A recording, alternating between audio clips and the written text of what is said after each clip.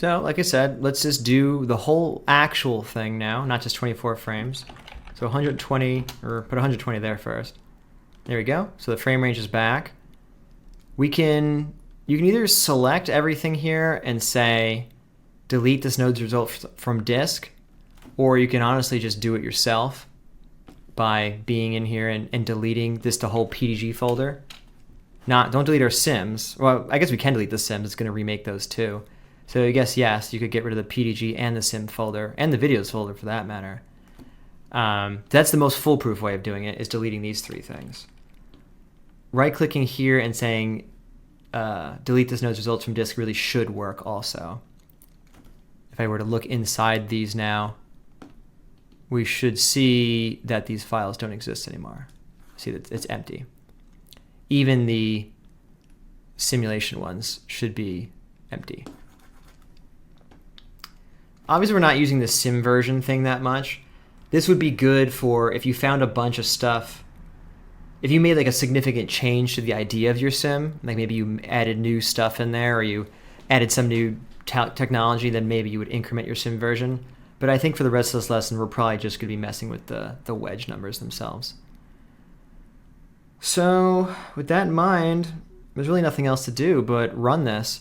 In order to run it, we run the last one. So Shift V on this, because it's dependent, just like the rest of Houdini, because it's dependent on all the nodes above it. Just doing a Shift V on the last one is really all we need to do. And now it's off to the races. Oh, actually, cancel. I forgot to add in, I'm going to say delete this node's results from disk again. I meant to add a few more wedges in before we started. Let's do 6 wedges. And let's go 1, 2, 3. I want to go to 20,000, 25,000, and maybe even 30,000. This is all, again, for the internal glue. You might want to wedge the external glue also. If you remember back on the glue constraint all those years ago, there was the mere strength of 1 back then. What's this doing? Oh, it's making the constraints again. I really like that the wedge top lets you do value list, where you can just do explicit values. The old wedge ROP back in the day, which is still here in the ROP land, didn't let you do that. You could do random samples, or it could do even samples, within some range.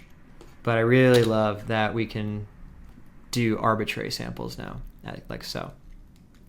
Any case, that is it. So let's once again Shift V on this and observe that there's way more jobs now. There's 720, because 6 times 120 is 720. Obviously, it can't show all 720 in here, but if you click on this down arrow, it will bring up a graph, or rather a table, that shows everything in it. It's showing 100 per page right now, but it's still a wealth of information. It'll have, if it errors for some reason, you could find the specific error on that specific frame in this table by looking here. Otherwise, it's just going to take a little while to run all this stuff. So we'll come back and hope that it worked well. And we should also see,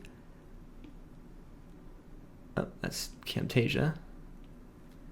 You can see there's the 6 different jobs that are running. And again, it's 6 on my computer because this thing is saying use a quarter of the total count.